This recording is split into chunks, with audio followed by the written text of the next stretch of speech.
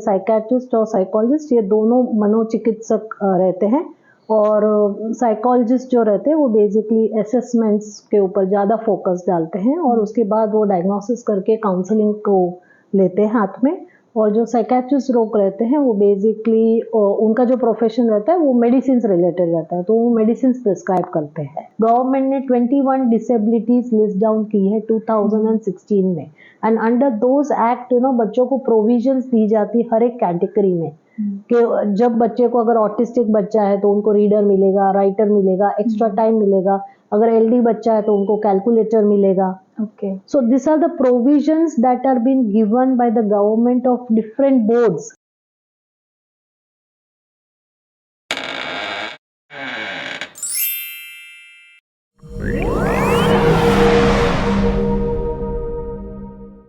Hi guys, welcome to the show Charcha Chauraha presented by कुकटेल्स। मेरा नाम है गीतू राठौड़, इस शो की प्रोड्यूसर और आपकी होस्ट। वैसे साइकोलॉजिस्ट के पास क्यों जाना चाहिए और कब जाना चाहिए, क्या आप जानते हैं? वैसे बहुत सारे मिसकंसेप्शंस हैं जिस पे आज हम डिस्कशन करेंगे और बहुत सारी नॉलेज लेंगे। आइए मैं स्वागत करती हूँ हमारे गेस्ट का। So let's start this show with Hiral Khemani जी, जो RCI रजिस्टर्ड एक साइकोलॉजिस्ट हैं। Welcome to the show, ma'am. How are you feeling? Thank you very much, and it's feeling great to be a part of the show. Okay, nice. So अभी आपको पता ही है कि हम अपने शो में अलग अलग टॉपिक्स पे बात कर रहे हैं, अलग अलग फील्ड के बारे में हम लोगों ने जानने की कोशिश की है और कोशिश कर रहे हैं कि हमारे ऑडियंस तक हम अपनी बातों को पहुंचा पाएं। जैसे आपका एक बहुत ही इम्पोर्टेंट फील्ड पे आप वर्क कर रहे हो, साइकोलॉजी। तो ये आप ज़रा आसान भाषा में हमारे ऑडियंस को समझाइए कि साइकोलॉजी होती क्या है, क्यों ज़रूरी होती है। और ओके, सो बेसिकली मैं एक साइकोलॉजिस्ट हूँ, जो मनोचिकित्सक बोलते हैं उसको, एंड वो एक मेंटल हेल्थ प्रोफेशनल है। जैसे साइकियाट्रिस्ट और साइकोलॉजिस्ट ये दोनों मनोचिकित्सक रहते हैं, और साइकोलॉजिस्ट जो रहते हैं वो बेसिकली असेसमेंट्स के ऊपर ज़्यादा फोकस डालते हैं, और उसके बाद वो डायग्नोसिस करके काउंसलिंग को लेते हैं हाथ में। और जो साइकियाट्रिस्ट लोग रहते हैं वो बेसिकली उनका जो प्रोफेशन रहता है वो मेडिसिन रिलेटेड रहता है, तो वो मेडिसिन प्रिस्क्राइब करते हैं। मुझे ये जानना था कि जो साइकोलॉजिस्ट हैं और साइकियाट्रिस्ट हैं, दोनों के पेशेंट्स भी डिफरेंट होते हैं क्या? दोनों के पेशेंट्स, यानी जैसे पहले अगर समझो कि आपको बुखार आता है तो आप कहाँ जाते हैं? आप बेसिकली जनरल प्रैक्टिशनर के पास जाता है, राइट? तो सबसे पहला अगर प्रॉब्लम, अगर आपको कहीं स्ट्रेस रिलेटेड है या कुछ इश्यूज रिलेटेड है, तो आप सबसे पहले साइकोलॉजिस्ट को अप्रोच करेंगे। जब इश्यूज बहुत बढ़ जाते हैं तो उसको मेडिकेशंस की ज़रूरत पड़ती है, तो नेक्स्ट स्टेप में फिर वो साइकियाट्रिस्ट के पास रेफर किए जाते हैं। ओके, तो आई होप ये बहुत ही सिंपल था जो मैम एक्सप्लेन कर सकती थी। सो जैसे कि आप जानते ही हैं कि मेंटल हेल्थ सबसे ज़्यादा इम्पोर्टेंट है। आप इसी फील्ड में हैं, आप बता सकते हैं, आप गाइड कर सकते हैं लोगों को कि अगर ऐसा कोई भी प्रॉब्लम्स वो फेस करते हैं तो क्या क्या ऑप्शन होते हैं लोगों के पास में, वो किनके पास जाके कंसल्ट कर सकते हैं। जैसे आपने अभी थोड़ी देर पहले बताया था कि साइकोलॉजिस्ट और साइकाइट्रिस्ट दोनों में डिफरेंस होता है, है ना? तो आप मुझे बताइए कि एज अ साइकोलॉजिस्ट आपका क्या काम रहता है, आप किस तरह से चीज़ों को हैंडल करते हैं, और जब दोनों में डिफरेंस की बात आती है तो वो किस तरह से आगे प्रोसीड होता है। राइट। तो देखिए, जैसे आपने कहा कि मेंटल हेल्थ आजकल बहुत इम्पॉर्टेंट है, लोगों को बहुत स्ट्रेस फील होता है, लोगों को सैड फीलिंग होती है, रिलेशनशिप्स की इश्यूज जब आती है, तो वो जब डिस्कस ये सब चीज़ें करना चाहते हैं तो वो साइकोलॉजिस्ट के पास अप्रोच करते हैं। या बच्चों के रिलेटेड कुछ प्रॉब्लम्स आती है तो वो पहले साइकोलॉजिस्ट को अप्रोच करते हैं। साइकोलॉजिस्ट का मेजर रोल क्या होता है कि वो पहले डिटेल केस हिस्ट्री उनका लेता है। केस हिस्ट्री एक बार होने के बाद प्रॉपर डायग्नोसिस के लिए जो जो असेसमेंट चाहिए, हर एक प्रॉब्लम के लिए अलग अलग असेसमेंट्स होती है। तो चिल्ड्रन के प्रॉब्लम्स है तो अलग असेसमेंट होती है, अडल्ट के प्रॉब्लम्स है तो और अलग से असेसमेंट होती है। तो प्रॉपर असेसमेंट करने के बाद, डायग्नोसिस करने के बाद उनके साथ काउंसलिंग शुरू होती है। यानी बेसिकली फार्मालॉजिकल ट्रीटमेंट नहीं उनको दी जाती, यानी मेडिसिन नहीं दी जाती, बल्कि वो प्रॉब्लम को काउंसलिंग के द्वारा उसको सॉल्व करने की कोशिश की जाती है। So that is the approach that we do. So we use different types of therapies, जैसे कि टॉक थेरेपी है, टॉक थेरेपी में CBT है, REBT थेरेपी है, माइंडफुलनेस है। CBT, RE, CBT cognitive behavioural therapy okay और REBT rational emotive therapy. Okay, मुझे इनके बारे में भी आप थोड़ा एक्सप्लेन करें। हाँ, बेसिकली ये थोड़े नेगेटिव लोगों को थॉट्स प्रोसेसेस होते हैं, जब नेगेटिव थिंकिंग होती है, ओवर थिंकिंग होती है, तब हम ये सब थेरेपीज का इस्तेमाल करते हैं। या उनको एंग्जाइटीज होती है, पैनिक अटैक्स आते हैं, तो ये सब प्रॉब्लम्स के लिए हम ये सब थेरेपी जो एविडेंस बेस्ड थेरेपी है, बहुत सारी माइंडफुलनेस का इस्तेमाल किया जाता है एंड प्रॉपरली हम इस थेरेपी को आगे आगे सेशंस में कंटिन्यू करते हैं। सो बेसिकली अगर देखा जाए तो हम अगर सिंपल वर्ड्स में कहूँ कि जड़ मूल से अगर आपको प्रॉब्लम निकालना है तो आपको साइकोलॉजिस्ट को अप्रोच करना है।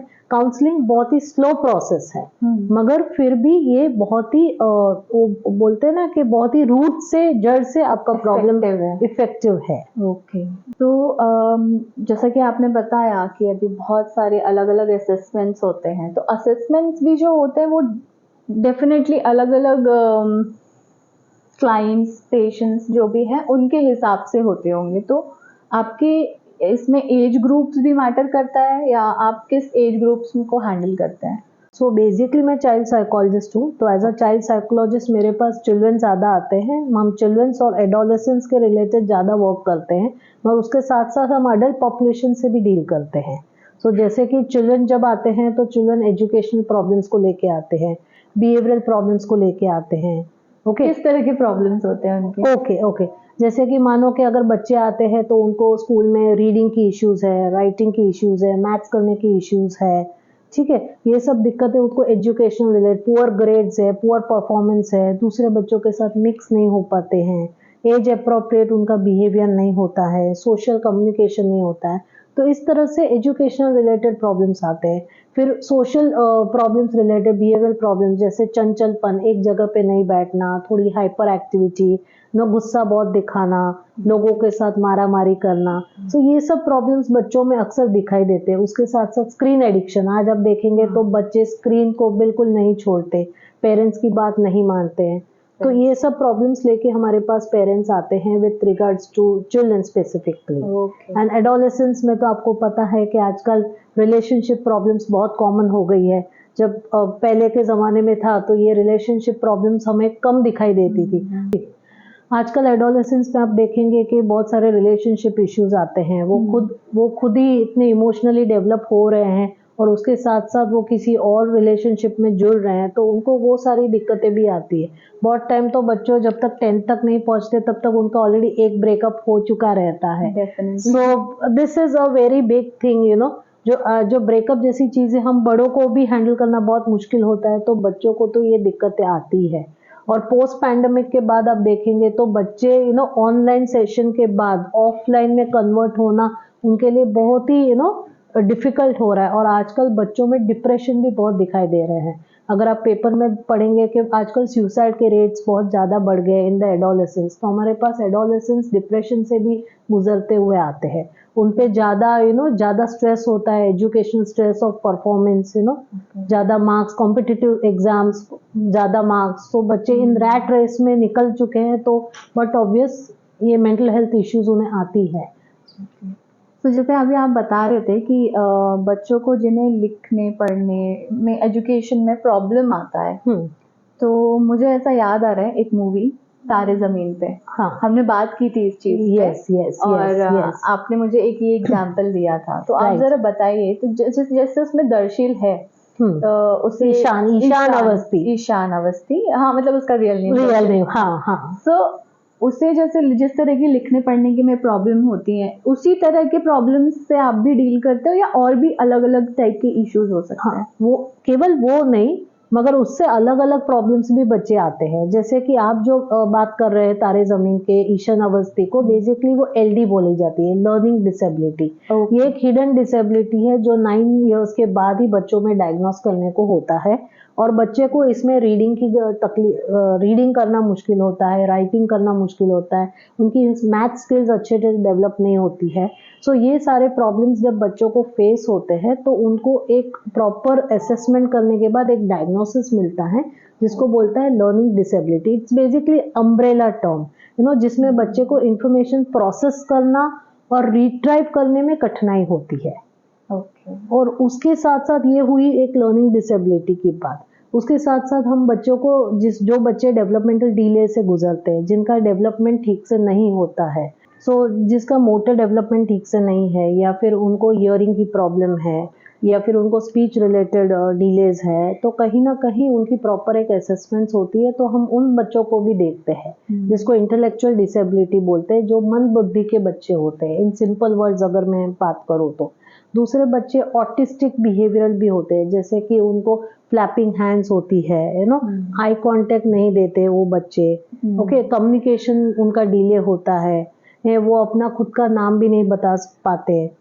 ये सब प्रॉब्लम्स है, तो वो ऑटिस्टिक बिहेवियरल उसको बोलते हैं, ऑटिज्म के चिन्ह बोलते हैं, सिम्टम्स दिखते हैं। तो जब बच्चे में ये प्रॉब्लम दिखती है तो हम उसकी सेपरेट असेसमेंट करते हैं, उनको डायग्नोसिस देते हैं और फिर उसके ऊपर अर्ली इंटरवेंशन स्टार्ट करते हैं, जैसे कि थेरेपीज, डिफरेंट थेरेपीज। अगर उनको स्पीच की इशू है तो स्पीच पे भेजते हैं, ओटी पे भेजते हैं, ऑक्यूपेशन थेरेपी के पास भेजते हैं, स्पेशल एजुकेशन के पास ज़रूरत है तो वो भेजते हैं। अगर उनको एजुकेशनल बोर्ड की गाइडेंस है या स्पेशल स्कूल की गाइडेंस है तो वो हम काउंसलिंग के द्वारा प्रोवाइड करते हैं। पेरेंट्स को बताते हैं कि इन बच्चों के साथ किस तरह से डील करना है। उनको बिहेवियर के जो जो प्रॉब्लम्स है, जैसे वो रॉकिंग बिहेवियर करते हैं, कॉन्स्टेंटली ऐसे रॉक करते हैं, स्पिन करते रहते, गोल गोल घूमते रहते, टोस पे चलते हैं, तो ये सब बिहेवियर है। जब उनको कम करना है तो ये सब की हम काउंसलिंग उनको प्रोवाइड करते हैं पेरेंट्स को। मगर पहला प्रोसेस है वो डायग्नोस करना। तो जैसे कि ये जो बच्चे होते हैं, ये ऑब्वियसली जो नॉर्मल किड्स होते हैं उनसे डिफरेंट होते हैं ना, हाँ, बिहेवियर वाइज भी Yes, और yes. Intellectual wise. यस, हम उनको स्पेशल बच्चे बोलते हैं और डिफरेंट नीड्स बच्चे बोलते हैं। देयर नीड्स आर डिफरेंट, उनकी सिर्फ नीड्स डिफरेंट है, बट वो भी हमारी तरह ही है। उनको भी भूख प्यास लगती है, उनको भी सोचने की ताकत है, उनके भी डेली रूटीन्स है जैसे हम करते हैं, वो जैसे हम रहते हैं वैसे वो लोग भी रहते हैं, बट सिर्फ उनकी नीड्स डिफरेंट है। So we need to provide them that need what they want, the help what they want, and for that psychologist जो है वो असेसमेंट करते हैं, so that assessment becomes a very important role. तो जैसे अभी आपने बोला कि उनकी नीड डिफरेंट है, तो छोटे बच्चों का स्कूलिंग जो होता है, नॉर्मल किड्स जो होते हैं आजकल मोस्टली, तो नॉर्मल बच्चे उसको इंटीग्रेटेड स्कूलिंग बोलते हैं। हाँ, एग्जैक्टली। तो वो इंटीग्रेटेड और जो नॉर्मल स्कूल में क्या डिफरेंस होता है? Okay, basically integrated approach आजकल under RTI every child has a right to education. Okay, so under that हर बच्चे को वो provisions मिलता है जहाँ वो दूसरे बच्चों के साथ वो रह सके, मिक्स हो सके, उसको integrated school कहा जाता है। ओके, और ये इंटीग्रेटेड स्कूल के अंदर speech therapist, occupational therapist, special educator, shallow teacher, ये सब प्रोवाइड की जाती है बच्चों को, ताकि उनकी जो नीड्स है वो डिफरेंटली को देखे। ओके। एंड उसके बाद जब तक बच्चा 8-9 तक कर पाता है तब तक वो उसके साथ पढ़ता है। फिर जब उनको जरूरत पड़ती है तो उनको डिफरेंट प्रोविजंस दी जाती है गवर्नमेंट की तरफ से। गवर्नमेंट ने 21 डिसेबिलिटीज लिस्ट डाउन की है 2016 में, एंड अंडर दोज एक्ट बच्चों को प्रोविजंस दी जाती हर एक कैटेगरी में, कि जब बच्चे को, अगर ऑटिस्टिक बच्चा है तो उनको रीडर मिलेगा, राइटर मिलेगा, एक्स्ट्रा टाइम मिलेगा, अगर एलडी बच्चा है तो उनको कैलकुलेटर मिलेगा। Okay. So these are the provisions that are being given by the government of different boards, CBSE Exactly. boards. आपने बताया था मुझे कि ये provisions are available but people are not aware about it. Yes. People are not aware of that. Basically all boards, state board, CBSE board, ICSE board, IG board, IB board, as well as NIOS board. ये सब boards में provisions दी हैं इन बच्चों लोग के needs के लिए, different needs के लिए प्रोविजंस दी है, यानी 10th स्टैंडर्ड बच्चा वो अच्छे से कर सके, इसलिए प्रॉपरली उनके लिए प्रोविजंस गवर्नमेंट ने रखी है। But the first step is parents को साइकोलॉजिस्ट के पास आना है, डिटेल असेसमेंट करनी है, असेसमेंट्स के बाद बच्चे को डायग्नोसिस मिलता है, डायग्नोसिस के बेसिस पे जो जो प्रोविजंस मिलने चाहिए वो मिलते हैं, और ये प्रोविजंस केवल 2 लोग के पास ही वो असेसमेंट्स वैलिडिटी होती है, जो है एक RCI रजिस्टर्ड साइकोलॉजिस्ट और एक गवर्नमेंट हॉस्पिटल्स। ओके, सो ये जो जैसा आपने बताया आप खुद एक RCI रजिस्टर्ड साइकोलॉजिस्ट हैं, तो आप में और बाकियों में क्या डिफरेंस होता है? पर ओके, डिफरेंस ये है कि हम जो असेसमेंट्स करते हैं, हम लोग पहले असेसमेंट्स कर सकते हैं डायग्नोसिस पर्पस के लिए, ये सबसे पहली चीज़ है। दूसरी चीज़ कि हमारे जो रिपोर्ट्स हैं वो वैलिड होते हैं, काउंट होते हैं फॉर दिस प्रोविजंस। ओके। सो और ये मान्य करते हैं, यानी बोर्ड उसको मान्य करता है, एक्सेप्ट करता है। तो जैसा आपने बताया कि आप चाइल्ड साइकोलॉजिस्ट हैं, तो आप वो तो बच्चों को तो हैंडल करते ही हैं आप। बड़ों के किस तरह के प्रॉब्लम्स आते हैं जो आप मेनली आप अपने इसमें प्रैक्टिस में देखते हैं? ओके, बड़ों को देखेंगे तो हम एडोलेसेंस भी उसी के अंदर कर लेते हैं, बिकॉज आजकल ज़्यादा एडोलेसेंस भी हमारे पास प्रॉब्लम्स लेके आते हैं। सबसे पहली प्रॉब्लम है वो चीज़ों को प्रोकास्टिनेट बहुत करते हैं, करियर रिलेटेड प्रॉब्लम्स उनको बहुत रहती है। उन्होंने फील्ड गलत चूज़ किया है, पहले वो सब इन्फ्लुएंस में आके, फ्रेंड्स के इन्फ्लुएंस में आके एक करियर ले लेते हैं और फिर जाके उनको कहीं लगता है कि ये उनके लिए नहीं बने हैं, तो उनके लिए हम करियर काउंसलिंग करते हैं, करियर गाइडेंस देते हैं उनको।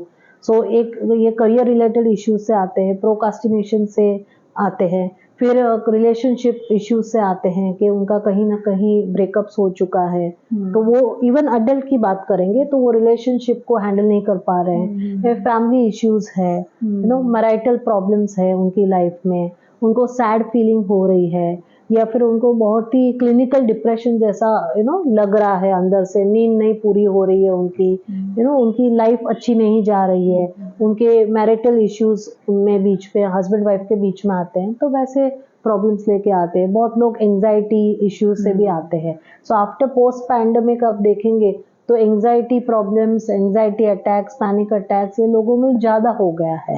एंड अगेन अटेंशन की इश्यूज भी बड़ों में भी ज़्यादा दिखी जाती है कि आजकल वो फोकस नहीं कर पा रहे एक चीज़ों को, यानी बहुत सारी चीज़ों वो लेके आते हैं।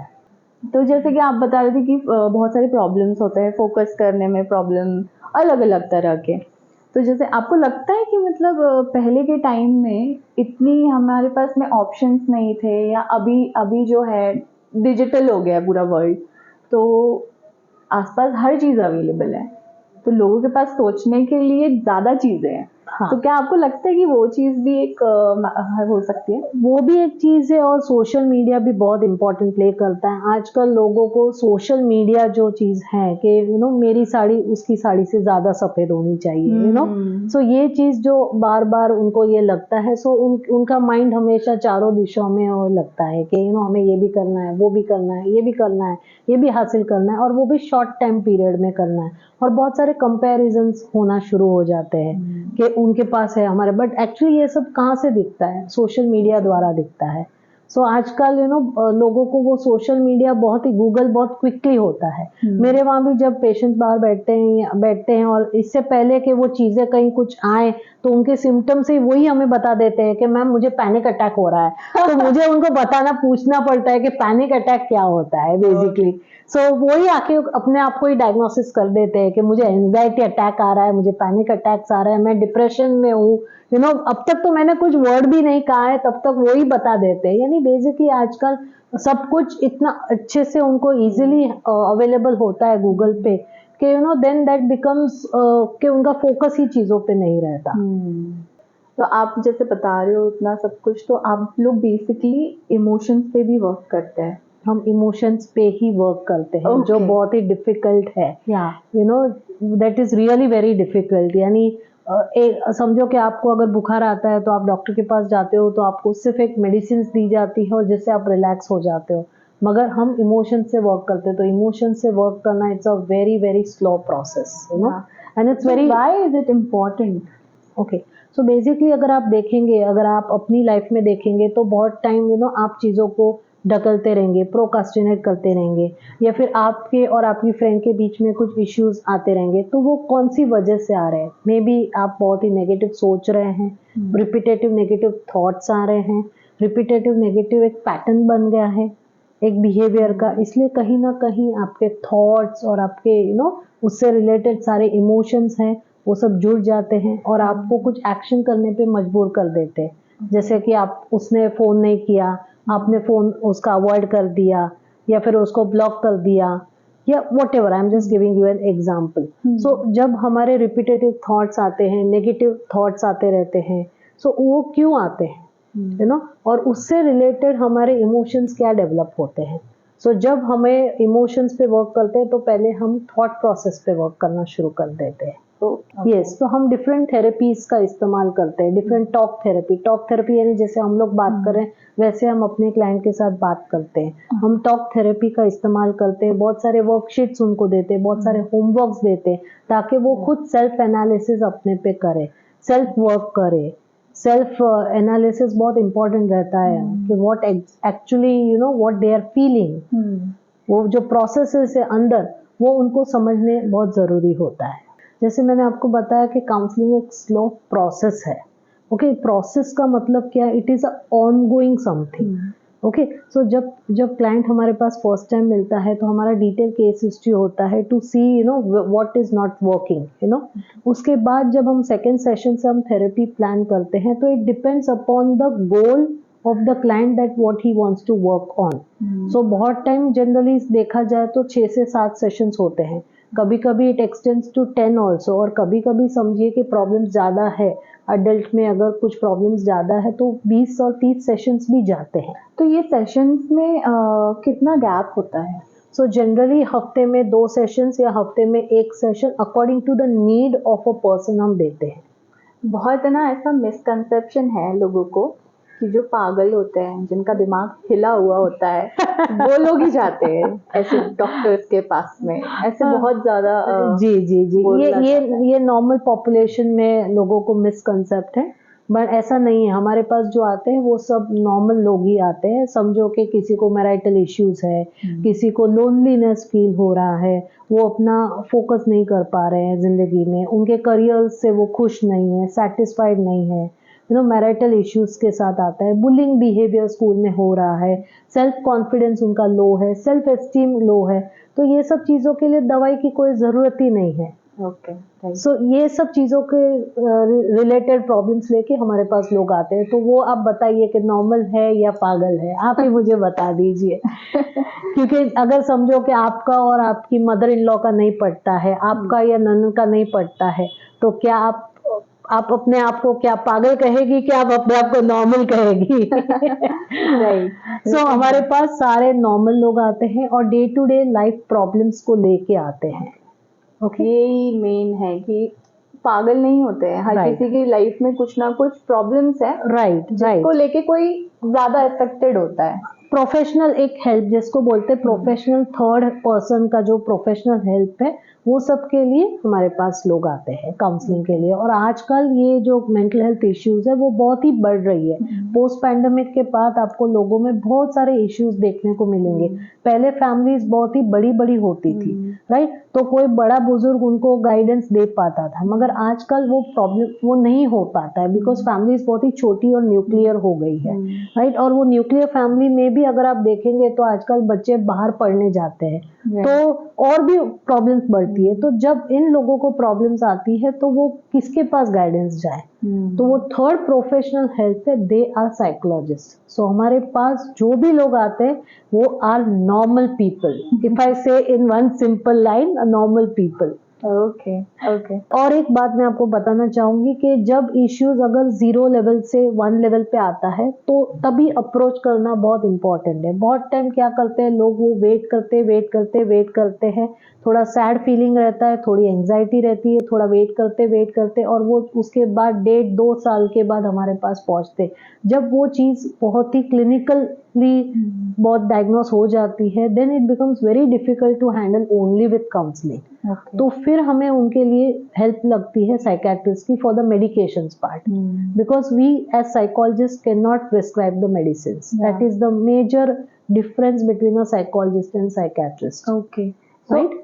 अगर ऐसा कोई सिचुएशन आता है जहाँ पे मेडिकेशन की ज़रूरत है, तो लाइक साइकोलॉजिस्ट और साइकाइट्रिस्ट दोनों मिलके भी काम करते हैं? यस, बहुत सारी जगह पे साइकोलॉजिस्ट और साइकेट्रिस्ट दोनों एक साथ काम करते हैं। बहुत सारी हॉस्पिटल्स में देखे जाएंगे तो साइकोलॉजिस्ट और साइकेट्रिस्ट दोनों एक सेंटर होता है जिसमें एक साइकेट्रिस्ट होता है, साइकोलॉजिस्ट होता है, उसके अंडर स्पीच थेरेपिस्ट होते हैं, ऑक्यूपेशन थेरेपिस्ट होते हैं, पूरा एक सेंटर होता है। ओके। मैंने ओसीडी के बारे में बहुत कुछ सुना है, बहुत चीज़ें बहुत लोगों में मिसकंसेप्शन भी है, तो आप बेहतर बता सकते हैं कि वो क्या होता है? ओके, सो ओसीडी का पहले फुल फॉर्म ये है कि ऑब्सेसिव कंपल्सिव डिसऑर्डर कहते हैं इसको, जिसमें जो पेशेंट है वो ऑब्सेशंस इतना होता है, कुछ थॉट रिपीटेटिव थॉट्स इतना होता है और वो एंग्शियस इतना होता है कि उस एंग्शियसनेस को कम करने के लिए वो रिपीटेटिव कंपल्सिव कुछ बिहेवियर करता है, जैसे कि ओके। उसको एंग्जाइटीज होती है इसलिए वो बार बार हाथ धोता है। ठीक है, तो जब वो हाथ धोता है तो उसकी एंग्जाइटी कम हो जाती है, but that is a temporary solution. तो ये चीज वो रिपीटेड साइकिल में फॉर्म हो जाती है। जैसे कि कहा जाता है कि साफ सफाई वाला ओसीडी है। हाँ हाँ हाँ हाँ, तो वो भी ओसीडी, यस, ओसीडी के भी बहुत सारे टाइप्स होते हैं, मगर अगर जनरल पॉपुलेशन में अगर हम देखेंगे तो इन सिंपल वर्ड्स देखेंगे तो ओसीडी ऐसा ही प्रॉब्लम है जहाँ रिपीटेटिव कंपल्सिव बिहेवियर आपको दिखने मिलेगी, जैसे कि बार बार कली को रीचेक करना, गैस को रीचेक करना, चाबी पर्स में डाला या नहीं रीचेक करना, स्टेप्स कितने हो रहे हैं वो काउंट करना। ओके। ठीक है, ये सब रिपीटेटिव पैटर्न्स होती है। बार बार कॉल करना, या अगर समझो किसी ने डोर बेल बजाई है तो वो जाके उसको क्लीन करना, अगर रिपीटेटिव बात लेना। मगर अगर हम समझो बाथरूम में एक एक घंटा दो दो घंटा हम बाथरूम में रहते हैं, 3-4 बार ना स्नान करते हैं और that is interrupting our daily routine. So ये तो मैंने सिर्फ एक आपको एग्जांपल दिया है आपको कि रिपीटेटिवनेस किस तरह से दिखाई देती है। रिपीटेटिवनेस डिफरेंट वेज से भी दिखाई देती है। लोग स्पेसिफिकली एक ही जगह पे बैठते हैं ताकि उनको फील होता है कि मैं यहाँ बैठूंगी तो मेरे साथ कुछ अच्छा होने वाला है, ओके। यानी ये कंपल्सिव बिहेवियर उनके लिए आ जाता है। अगर मैं राइट हैंड से ही बॉल फेंकूंगा तो मैं आज मैच में जीतूंगा, बट अगर राइट हैंड से नहीं किया है तो that is person becomes very anxious, so then it is OCD. उसके लिए प्रॉपर एक असेसमेंट्स रहती है और उसके बाद उसको डायग्नोसिस दिया जाता है। हम डायरेक्टली किसी को ओसीडी लेबल नहीं करते, मगर पेशेंट्स ही आके खुद हमें बोलते हैं मैम मुझे ओसीडी है। आजकल सब गूगल डॉक्टर्स बन गए हैं। तो आपने बताया था कि गवर्नमेंट के बहुत सारे प्रोविजंस हैं। ओके, तो इसमें लोगों को उसका फायदा कैसे मिल सकता है? आप इसमें किस तरह से रोल प्ले करते हैं? ओके, सो बेसिकली जैसे मैंने आपको कहा था कि मैं आरसीआई रजिस्टर्ड साइकोलॉजिस्ट हूँ, तो हम पहले बच्चों को असेसमेंट्स करते हैं डायग्नोसिस करने के लिए। समझ लो कि बच्चा अगर लर्निंग डिसेबिलिटी का बच्चा है, एलडी का बच्चा है, तो उनको गवर्नमेंट ये बोर्ड में पास होने के लिए 10th में उनको दिक्कतें ना आई, वो बच्चा अच्छे से कोप कर सके, इसलिए उनको रीडर मिलता है, राइटर मिलता है, कैलकुलेटर मिलता है। जब समझो कि बच्चा आईडी है, इंटेलेक्चुअल डिसेबिलिटी का बच्चा अगर आता है, तो कभी कभी उनको सब्जेक्ट चेंज भी मिलता है, यानी वो डिफरेंट इजी सब्जेक्ट्स भी सिलेक्ट कर सकते हैं। या फिर अगर समझो बच्चा ऑटिस्टिक चाइल्ड है तो उनको एक्स्ट्रा टाइम भी मिलता है पेपर कंप्लीट करने के लिए, या उनको separate arrangement, separate sitting arrangement भी मिलती है, क्योंकि उनको बहुत सारे सेंसरी इश्यूज रहते हैं। अगर समझो बच्चा हाइपर एक्टिव है, एडीएचडी का बच्चा है, तो उनको बीच में 5 मिनट 10 मिनट का ब्रेक भी दिया जाता है। जैसे आप देखेंगे कि बोर्ड के पेपर्स में ये सब फैसिलिटीज दूसरे बच्चों को नहीं मिलती है, तो ये सब बच्चों को इनकी नीड्स डिफरेंट है, इसलिए गवर्नमेंट ने इनको सपोर्ट करने के लिए कि इन बच्चे दूसरे बच्चों की तरह परफॉर्म अच्छे से कर सके, इसलिए इस बच्चों को ये सब प्रोविजंस दी जाती है, हर एक बोर्ड में दी जाती है। स्टेट बोर्ड में दी जाती है, सीबीएसई बोर्ड में दी जाती है, आईसीएसई बोर्ड में दी जाती है, आईबी बोर्ड, आईजी बोर्ड, यहाँ तक कि एनआईओएस बोर्ड में भी ये सारे प्रोविजंस बच्चों को मिलते हैं। तो पेरेंट्स को इस बात को अवेयर करना है और बच्चों को जब ये सारी दिक्कतें आती है तो उनको वेट नहीं करना है, क्योंकि स्कूल लेवल पे ही उनको ये सब प्रोविजंस देना शुरू हो जाते हैं ताकि वो बच्चा ठीक से आगे आगे बढ़ सके। और जब बच्चा आगे आगे बढ़ता है तो उसको कॉन्फिडेंस रहता है कि नहीं ठीक है, चलो सडनली अगर 10th में अगर पेरेंट्स आते हैं, 9th में आते हैं, तो हम उनके लिए बहुत कम कुछ कर सकते हैं। अगर बच्चा राइट टाइम पे हमारे पास पहुंचता है तो उनके साथ हम रेमिडियल एजुकेशन भी कर सकते हैं, ताकि कहीं बच्चा अगर स्लो है तो प्रोविजंस अगर नहीं भी मिल रहा है तो एटलीस्ट वो उनकी ये सब प्रॉब्लम्स तो सॉल्व हो सकती है। मगर अगर राइट टाइम पे अप्रोच करते हैं तो कुछ हो सकता है। तो सबसे पहले उनका डिटेल केस हिस्ट्री लेते हैं। केस हिस्ट्री लेने के बाद उनका असेसमेंट होता है, जैसे कि उनका आईक्यू असेसमेंट होता है, एडीएचडी असेसमेंट होता है, ये लर्निंग डिसेबिलिटी का असेसमेंट होता है। ये सब असेसमेंट प्रॉपर एक 3 आवर्स का असेसमेंट होता है प्रॉपर, एंड एजुकेशनल असेसमेंट्स होता है टू फाइंड आउट बच्चे की क्या क्या एजुकेशनल प्रॉब्लम्स है, एजुकेशनल नीड्स हैं, और उसके बाद उनका रिपोर्ट रेडी किया जाता है, इंडिविजुअल प्लान बनाया जाता है, कौन सी थेरेपीज की उनको ज़रूरत है उनकी गाइडेंस दी जाती है। समझ लो कि उनको ADHD की दिक्कतें हैं और बहुत हाई लेवल का इश्यूज है, तो उनको मेडिकेशंस के लिए रेफर किया जाता है, ईदर टू न्यूरोलॉजिस्ट और to a psychiatrist, depending upon the issue what the child is facing.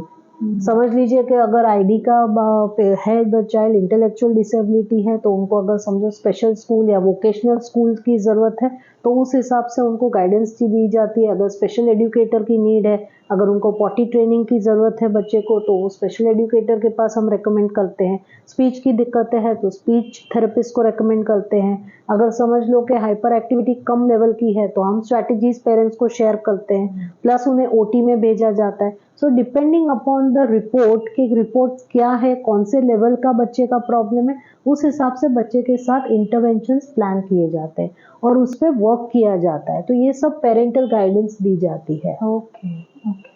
और ये NIOS क्या होता है? ओके, NIOS का फुल फॉर्म है national institute of open schooling. ये बहुत ही डिफरेंट बोर्ड है, थोड़ा इजी बोर्ड है as compare to different boards, और ये बोर्ड की खासियत ये है कि वो थोड़ा फ्लेक्सिबल है।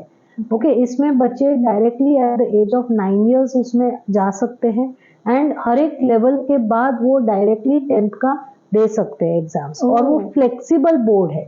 उसके जो बोर्ड है, वो उसके बुक्स आपको घर पे आते हैं, जो घर पे आपको लर्न करना है। उसके स्टडी सेंटर्स रहते हैं, डाउट सेंटर्स रहते हैं, इनकेस आपको कोई डाउट्स है तो वहाँ जाके क्लियर कर सकते हैं आप।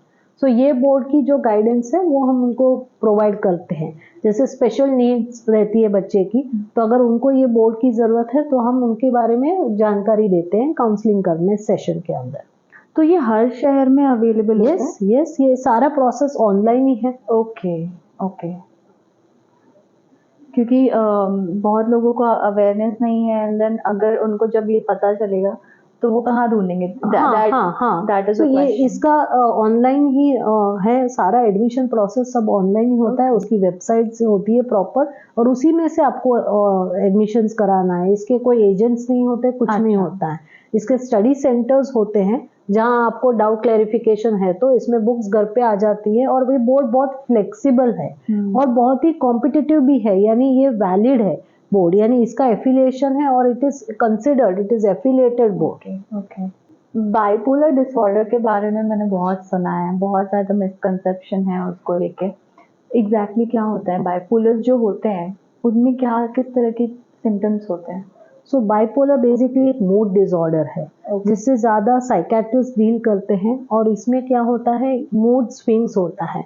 कभी कभी the person is at a very high state of mind, बहुत ही हाई मूड में रहता है, हाई स्विंग्स रहता है, और कभी कभी उसका मूड बहुत ही डाउन रहता है। सो दो पोल्स के ऊपर उसके मूड्स फ्लक्चुएट करना शुरू हो जाते हैं। So that is a bipolar, और जनरली इसके लिए मेडिकेशंस प्लस काउंसलिंग दोनों हेल्प करती है। तो इट्स अ 2-वे प्रोसेस, दोनों चार्ट करनी जरूरी होती है, and it is a chronic thing, so it takes little time to get into it. I mean, bipolar disorder में मैंने देखा है कि कुछ लोग जब बहुत ज़्यादा क्रिटिकल सिचुएशन आ जाता है, उसके बाद उनको समझ में नहीं आता कि अभी करना क्या है। तो ऐसा कौन सा सिचुएशन है जब भी उनको समझ में आए कि अब मुझे जाना है साइकोलॉजिस्ट के पास जाना है, नहीं अब मुझे साइकाइट्रिस्ट के पास जाना है, तो वो कौन सा टाइम, कौन सा पीरियड होगा जब जनरली अगर समझ लो कि लाइफ इवेंट्स हैं वो इजीली कोप नहीं कर पा रहे हैं,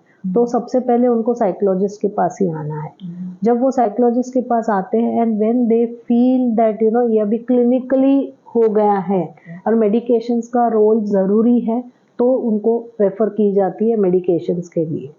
मगर लोग जहाँ तक डिप्रेशन केसेस होता है, या जैसे आपने कहा बाइपोलर केसेस होता है, वो लेवल तक पहुँचने के बाद उनको सबसे पहले मेडिकेशन चालू करवाना ही ज़रूरी होता है। और जब हाई लेवल पे जब प्रॉब्लम्स जाती हैं तो काउंसलिंग डज नॉट वर्क, इसलिए सबसे पहला स्टेप फिर मेडिसिन ही लेना पड़ता है। तो आजकल के टाइम में मेंटल इश्यूज बहुत ज़्यादा है, लोगों को बहुत ज़्यादा उस चीज़ों से गुजर रहे हैं, तो क्या रीजंस हो सकते हैं? तो देखिए, अब सबसे पहली चीज़ तो एक ये पैंडेमिक बहुत बहुत ही बड़ा रोल प्ले कर चुका है, जिसमें बेसिकली उन्होंने कॉग्निटिव इश्यूज़ भी लोगों को आने शुरू हो गए हैं। सो एक पैंडेमिक एक बड़ा है। उसके बाद लोगों को न्यूक्लियर फैमिली बहुत होने लगी है, जहाँ लोनलीनेस फील होता है। थर्ड थिंग अगर देखा जाए तो सोशल मीडिया भी बहुत प्ले करता है, लोग ज़्यादा फेक चीज़ों में ज़्यादा बिलीव करते हैं। अगर आप देखेंगे तो रेस्टोरेंट में भी जाते हैं तो सबसे पहले वो स्नैप क्लिक करके इंस्टा पे पोस्ट करते हैं। सो जब पहले के ज़माने में लोग ये चीज़ नहीं करते थे, ऐसी इतनी सोशल मीडिया नहीं थी। So that this is all the things which are really making a lot of mental issues in the problem with the And people are looking for validation. लोगों को validation चाहिए कि मैं कुछ हूँ, बट ऑलरेडी वो बंदा कुछ है, उसको वैलिडेट करने की कोई ज़रूरत नहीं है, बट वो वैलिडेशन लोगों को दूसरों से चाहिए होता है। So that is the main reason कि मेंटल हेल्थ इश्यूज ज़्यादा बढ़ने शुरू हो गए हैं। और आजकल प्रेशर भी बहुत है, कॉम्पिटिटिव स्पिरिट्स भी बहुत है, कंपटीशन भी बहुत ज़्यादा है। हर एक फील्ड में आप देखेंगे, करियर को लेके या जॉब को लेके कंपटीशन बहुत है। कहीं ना कहीं बहुत सारी चीज़ें हम एक्सपेक्ट करते हैं और हर इंसान के पास 24 घंटे ही होते हैं। सो इस 24 घंटे में बहुत कुछ हम करना चाहते हैं, बट हम नहीं हो सकते बिकॉज हम रोबोट्स नहीं है, वी आर ह्यूमन बींग्स, तो जैसे टेक्नोलॉजी बहुत बढ़ गई है, सोशल मीडिया का इन्फ्लुएंस बहुत ज़्यादा है हर किसी पे, बच्चों पे भी बड़ों पे भी। तो पेरेंट्स क्या कर सकते हैं कि वो अपने किस तरह से अपने बच्चों को गाइड कर सकते हैं उन चीज़ों को लेके, कैसे उनको अवेयर कर सकते हैं कि लाइक इसका ज़्यादा इस्तेमाल करने से भी नुकसान हो सकता है।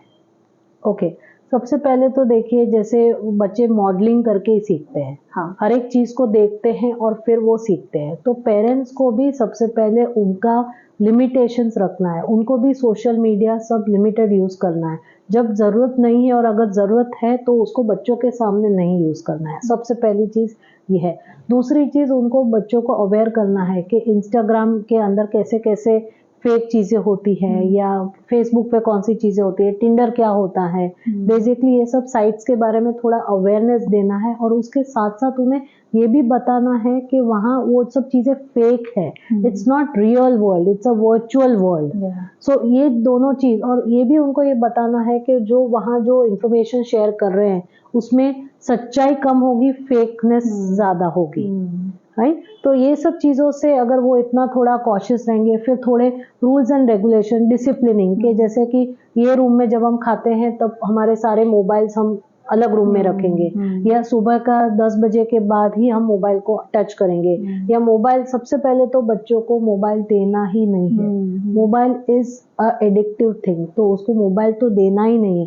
मगर किसी वजह से अगर आज हम टेक्नोलॉजी तो यूज़ करना ज़रूरी है, तो हमें उसके लिए बच्चों को थोड़ा डिसिप्लिन में ज़रूरी है मेंटेन करना, कि उनको थोड़ा बताना है कि हमें इतने से इतने टाइम ही मोबाइल का यूसेज मिलेगा, for this and this work only. कहते हैं ना कि बच्चे जो देखते हैं वही सीखते हैं, Right. तो उस हिसाब से पेरेंट्स को भी अपने हैबिट्स में चेंजेस लाने, उनको ज़्यादा से ज़्यादा लाइफस्टाइल चेंज करना है, साथ में बैठ के योगा करना है, मेडिटेशन करना है, बातचीत करनी है, हेल्दी फूड खाना है, साथ में बैठ के चिट चैट करनी है।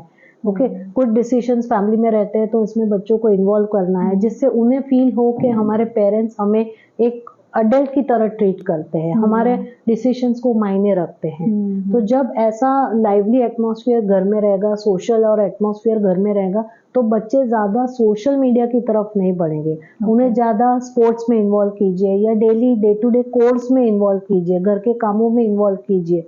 थोड़े थोड़े घर नीचे से कुछ लेके आना है, बाजार से कुछ लाना है, या घर में कुछ क्लोथ्स फोल्ड करना है, या थोड़ी लॉन्ड्री वर्क करनी है, ठीक है, या गेस्ट कुछ आ रहे हैं तो उन्हें सर्व करना है। तो ये डे टू डे कोर्स में जब उन्हें इन्वॉल्व करेंगे तो उनके अंदर एम्पैथी डेवलप होगी, कुछ डिफरेंट स्किल्स को, वो न्यू स्किल्स को लर्न करेंगे और ग्रो करेंगे।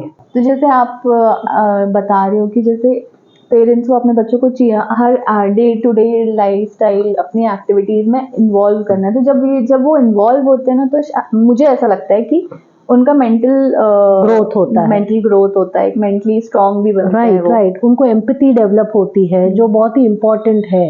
अगर एम्पैथी होगी तो उनको समझ में आएगा कि दूसरे कैसे फील कर रहे हैं। उसकी वजह से बहुत सारे नेगेटिव बिहेवियर भी जो स्कूल्स में होते हैं, जैसे कि बुलिंग बिहेवियर होता है, वो सब नहीं आपको दिखेगा।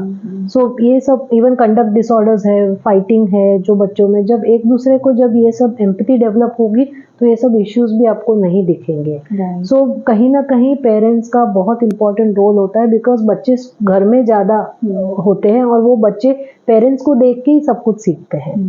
तो जैसे आजकल छोटे छोटे बच्चे भी बहुत ज़्यादा गुस्सा करते हैं, बहुत एंगर इश्यूज होते हैं उनको, तो उनको क्या चीज़ की कमी हो रही है, या आप क्या बोलोगे उनको, मतलब क्या ऐसा होता है उनके साथ में कि वो उनको ऐसा बिहेवियर आ जाता है उनका? ओके, सो आज देखेंगे तो बच्चों में एंगर इश्यूज बहुत बार आपको देखने को मिलेंगे। उसका रीज़न एक मेन ये है कि उनको इंस्टेंट ग्रेटिफिकेशन मिलता है।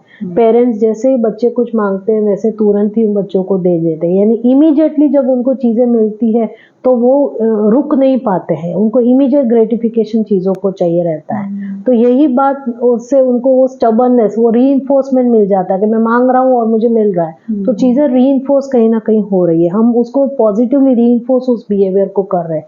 तो वही चीज़ वो बाहर की दुनिया में जब जाता है तो बाहर की दुनिया में भी वही एक्सपेक्ट करता है कि मुझे इमीडिएटली चीज़ें मिले।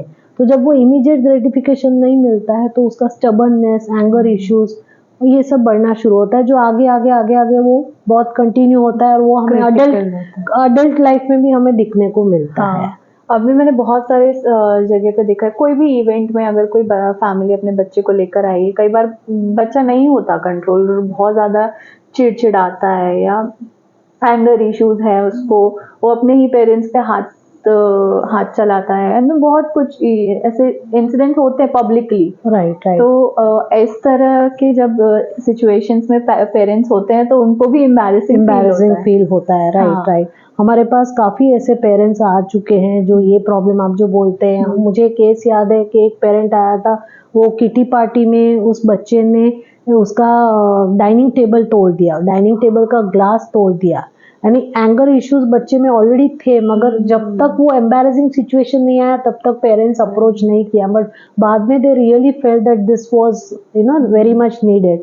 तो कहीं ना कहीं बच्चे को अटेंशन सीकिंग बिहेवियर भी ये होता है। बहुत टाइम पेरेंट्स अटेंशन बच्चों को जहाँ देना चाहिए वहाँ नहीं देते हैं, और जब वो बच्चा स्टबर्ननेस दिखाता है, नेगेटिव बिहेवियर दिखाता है, तब उसको बच्चे को अटेंशन मिलता है।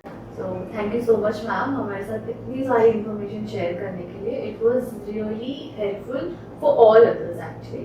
और आपके पास कुछ लास्ट मैसेज जो आप लोगों को बोलना चाहेंगे? Yes, definitely.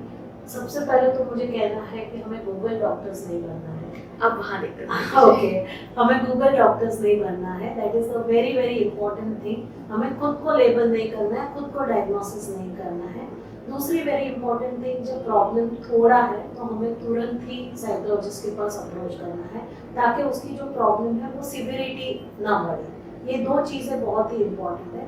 थर्ड थिंग ये है कि हमें अपने बारे में ऐसा नहीं सोचना है कि हम कुछ एबनॉर्मल इंसान हैं। हम नॉर्मल ही है और हर इंसान को कभी ना कभी काउंसलिंग की ज़रूरत पड़ती है। So please don't wait. ठीक है, thank you.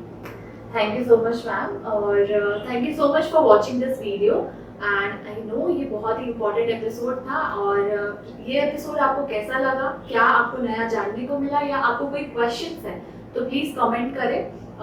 Ma'am will help you all. आपके जितने भी डाउट्स हैं वो आपको मैम क्लियर करेंगी। So thank you so much for watching this.